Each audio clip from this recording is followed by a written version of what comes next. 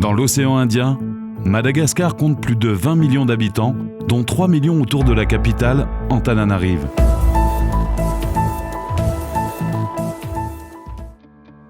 La population manque d'énergie.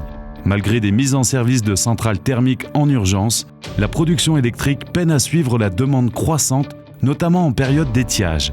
Le prix de l'électricité est élevé et ne suffit pas à assurer l'équilibre financier de la société nationale Jirama. Pour faire face à cette situation, tout en effectuant sa transition énergétique, le pays a donc lancé un programme de grands projets hydroélectriques. Grâce à ses ressources naturelles abondantes et pas encore exploitées, Madagascar dispose en effet d'un potentiel favorable au développement de projets énergétiques efficaces.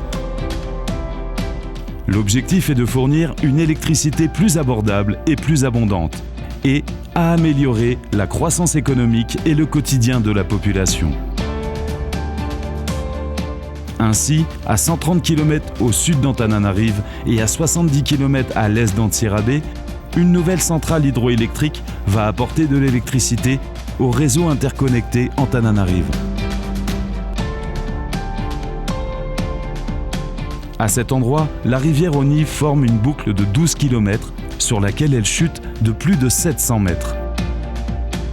Depuis un barrage qui formera un réservoir sur la rivière avant la chute, un tunnel et des conduites forcées dévieront une partie de l'eau vers l'usine en bas de la chute. 7 turbines y transformeront la puissance de l'eau en 192 MW d'électricité. Le réservoir formé par le barrage permettra d'accumuler l'eau pour produire de l'électricité même durant l'étiage. Le projet comprend également des voies d'accès et une ligne à très haute tension qui transportera cette énergie dans le réseau. Grâce à la chute exceptionnelle, il faut peu d'eau pour faire beaucoup d'électricité.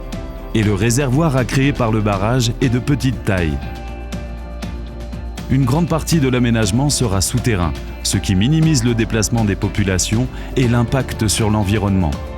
Le projet est développé en accord avec toutes les communautés résidentes dans les communes riveraines et selon les normes environnementales et sociales les plus exigeantes. Ce projet est un partenariat public-privé. La centrale hydroélectrique vendra l'électricité à la Jirama, sous le contrôle du gouvernement malagasy, dans le cadre d'un contrat transparent qui assurera qu'elle satisfait au juste prix les besoins de la population et de l'économie malagasy. Dans ce partenariat, le secteur privé peut mobiliser ses capacités de conception, de construction, d'exploitation et de financement pour réaliser et exploiter la centrale sans coût pour les budgets publics. Pour réaliser un tel ouvrage, un consortium expérimenté, professionnel et tourné vers le développement s'est mis en place, accompagné par la Banque africaine de développement. Grâce à ce projet structurant et innovant, la population et les entreprises malagasy pourront très bientôt bénéficier d'une énergie propre et disponible, dont le prix bon marché contribuera au rétablissement de la Jirama et au développement de l'économie malagasy.